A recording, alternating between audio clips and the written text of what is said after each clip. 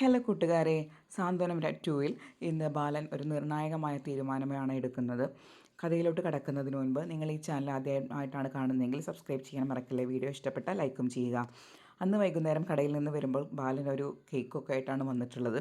എന്നിട്ട് നമ്മുടെ അനുവിനെ കൊണ്ട് മുറിപ്പിക്കുകയാണ്. അനുവിനോട് പറയുകയാണ്, ഇതെൻ്റെ മോള് വന്നതിൻ്റെ സന്തോഷത്തിലാണ്, ഇത് നിൻ്റെ ദിവസമാണ്, നീ ഇത് മുറിക്കും മോളെ എന്ന് പറഞ്ഞ് ആ ബാലൻ കേക്ക് മുറിക്കാൻ പറയുകയാണ്. അനു വളരെ സന്തോഷത്തോടു കൂടി കേക്ക് മുറിച്ച് ആദ്യത്തെ കഷ്ണം അച്ഛന് തന്നെ കൊടുക്കുന്നു. അപ്പോൾ അച്ഛനത് അനുവിൻ്റെ വായിലിട്ട് വെച്ച് കൊടുത്തിട്ട് പറഞ്ഞു, ഇനി നീ പേടിക്കേണ്ട, സമാധാനമായിട്ട് നീ ഇരിക്കുക എന്ന് പറയുകയാണ്. അങ്ങനെ അനു കേക്ക് മുറിച്ച് ആനന്ദിനും ആര്യനും കൊണ്ടുകൊടുക്കുമ്പോൾ ആനന്ദ് പറയും, നിന്നെ ആലോചിച്ച് ഞങ്ങൾക്ക് വിഷമമായിരുന്നു മോളെ, നീ എന്തിനാണ് ഇങ്ങനൊരു കാര്യം ചെയ്തത് എന്നൊക്കെ ആലോചിച്ച് വിഷമത്തിലായിരുന്നു ഞങ്ങൾ. അന്ന് ആ വിഷമത്തിൻ്റെ പുറത്ത് എന്തൊക്കെയോ പറയുകയും ചെയ്യുകയൊക്കെ ചെയ്തു. നീ ഞങ്ങളെ ചതിക്കുമെന്ന് ഒരിക്കലും ഞങ്ങൾ വിചാരിച്ചിരുന്നില്ല. പിന്നെ എന്താണ് ഈ പറ്റിയത് എന്ന് ഞങ്ങൾക്ക് മനസ്സിലാവുകയും ചെയ്തില്ല എന്ന്. അപ്പോൾ ആര്യൻ പറഞ്ഞു, ഞാൻ അന്നേ പറഞ്ഞതായിരുന്നു ഇവരുടെ അടുത്തെല്ലാം ഇതിന് പിന്നിൽ എന്തോ ഒരു ചതിയുണ്ടെന്ന്. പക്ഷെ അന്ന് അവർക്ക് ആർക്കും അതൊന്നും മനസ്സിലായില്ല. എന്തായാലും അതൊക്കെ പോട്ടെ, അതൊക്കെ കഴിഞ്ഞല്ലോ എന്ന് പറയുകയാണ്. ഞങ്ങളുടെ അനിയത്തി ഞങ്ങൾക്ക് തിരിച്ചു കിട്ടിയല്ലോ, അതാണല്ലോ ഏറ്റവും വലിയ സന്തോഷമെന്ന്. അപ്പം മിത്ര പറയും, അതൊക്കെ സംഗതി സത്യമാണ് അനുമോളെ, പക്ഷെ അന്നെങ്ങാനും നിന്നെ കയ്യിൽ കിട്ടിയിരുന്നെങ്കിൽ ഇവന്മാർ എല്ലാവരും കൂടി കലക്കി കുടിച്ചേനേന്ന്. അപ്പോൾ ആര്യനും ആനന്ദൊക്കെ ചിരിക്കുകയാണ്.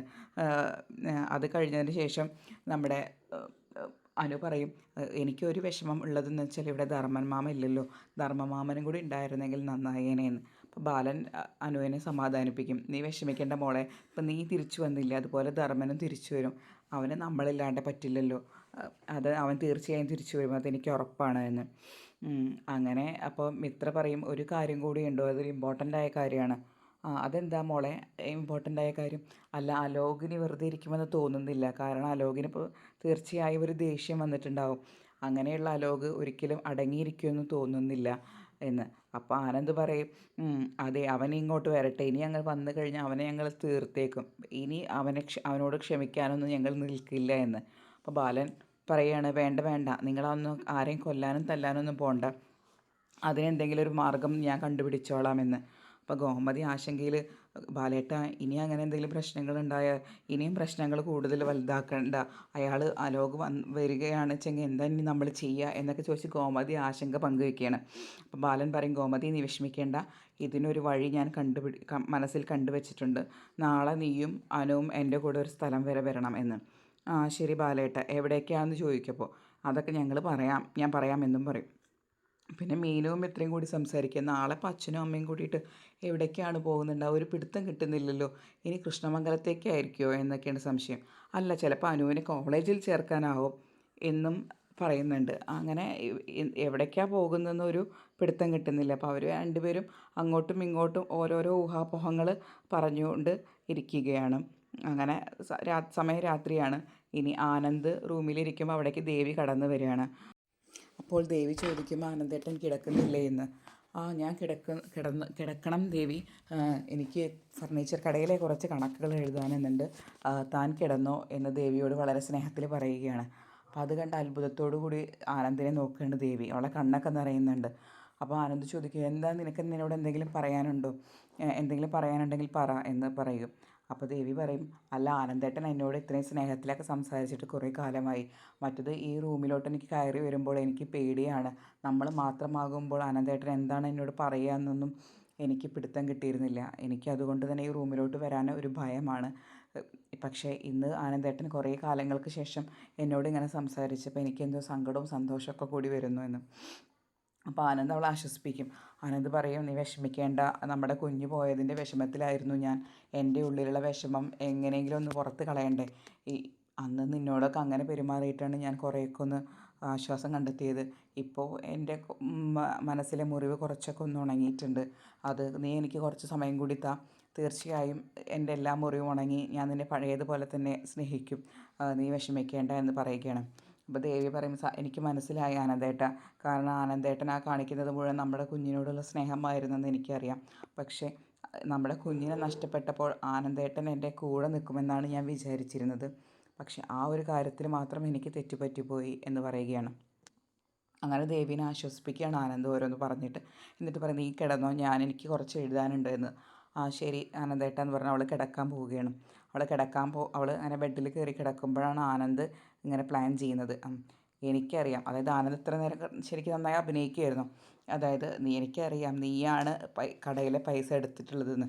നിനക്കുള്ള ഒരു കെണി ഞാൻ കടയിൽ ഒരുക്കി വെച്ചിട്ടുണ്ട്. എന്നിട്ട് നീ പൈസ എടുത്ത് നിൻ്റെ വീട്ടുകാർക്ക് കൊടുത്തിട്ട് എൻ്റെ ധർമ്മം മാമനെ നിങ്ങളെല്ലാവരും കൂടി കള്ളനാക്കി. അതിന് തീർച്ചയായും നിനക്കൊരു പണി തരും. നിന്നെ കാത്തിട്ടൊരു വലിയ കെണി നമ്മുടെ കടയിൽ ഇരിപ്പുണ്ട്. അതായത് ആനന്ദ് ഒരു ക്യാമറ സെറ്റ് ചെയ്ത് വെച്ചിട്ടുണ്ട്. എന്നിട്ട് ആ ക്യാമറയിൽ ആനന്ദിൻ്റെ ഫോണുമായിട്ട് കണക്ട് ചെയ്തിരിക്കുകയാണ്. അപ്പോൾ കടയിൽ എന്ത് നടന്നാലും ആനന്ദിന് എന്ത് ചെയ്യാൻ പറ്റും, അത് കറക്റ്റായിട്ട് ആനന്ദിൻ്റെ ഫോണിൽ കാണാൻ പറ്റും. അങ്ങനെ ദേവി കിടക്കുമ്പോൾ ദേവി ചോദിക്കും, എന്താ ആനന്ദേട്ടൻ എന്തെങ്കിലും പറഞ്ഞോ? കാരണം ഇവനുള്ളിൽ പറയുമ്പോഴും ദേവിക്കത് പുറത്തേക്ക് എന്തോ ഒരു ഫീൽ ചെയ്യുന്നുണ്ട്. അപ്പോൾ ഇല്ല, നീ കിടന്നോ എന്ന് പറയുകയാണ്. പിറ്റേ ദിവസം ബാലനും ഗോമതിയും അനുവും കൂടിയിട്ട് ഓട്ടോയിൽ കയറിയിട്ട് പോവുകയാണ്. അപ്പോൾ ബാലൻ്റെ അടുത്ത് ഗോമതിയും അനുവൊക്കെ ചോദിക്കുന്നുണ്ട്, എവിടേക്കാണ് അച്ഛൻ നമ്മൾ പോണത് എന്ന്. ബാലൻ പറയും, വേറെ എവിടേക്കല്ല, പോലീസ് സ്റ്റേഷനിൽ പോയിട്ടൊരു കംപ്ലയിൻറ്റ് കൊടുക്കാനാണ് അലോകിനെതിരെ. കാരണം ഇനിയും നമ്മൾ മിണ്ടാതിരുന്നു കഴിഞ്ഞാൽ അവൻ കൂടുതൽ പ്രശ്നങ്ങൾ വഷളാക്കും. അതുകൊണ്ട് തീർച്ചയായും അവനെതിരെ ഒരു കംപ്ലയിൻറ്റ് കൊടുക്കണം എന്ന് പറഞ്ഞ് അവർ പോവുകയാണ്. അപ്പോൾ ഗോമതിക്ക് അപ്പോഴും സെൻറ്റിമെൻറ്റ്സാണ്. ഗോമതി പറയും, ഇനിയും പ്രശ്നങ്ങൾ കൂടുതൽ വഷളാക്കണോ ബാലേട്ട, നമ്മുടെ ഇപ്പോൾ ഒന്ന് ഒതുങ്ങിയിരിക്കുകയല്ലേ എല്ലാം എന്ന്. അത് പറഞ്ഞാൽ പറ്റില്ല ഗോമതി, അവൻ ഇനി വേറെ ഒരു മൂവ്മെൻറ്റ് നടത്തുന്നതിന് മുൻപേ നമുക്ക് അവനെ പൂട്ടണം എന്ന് പറഞ്ഞ് പോലീസ് സ്റ്റേഷനിലോട്ട് പോവുകയാണ്. അങ്ങനെ മനസ്സില്ലാ മനസ്സോടെയാണ് ഗോമതിയും അനുവും കൂടെ വരുന്നത്. അങ്ങനെ പോലീസുകാരൻ്റെ അടുത്ത് കംപ്ലയിൻറ്റ് കൊടുത്ത് കംപ്ലയിൻറ്റ് മുഴുവൻ എസ് ഐ വായിച്ചു നോക്കും.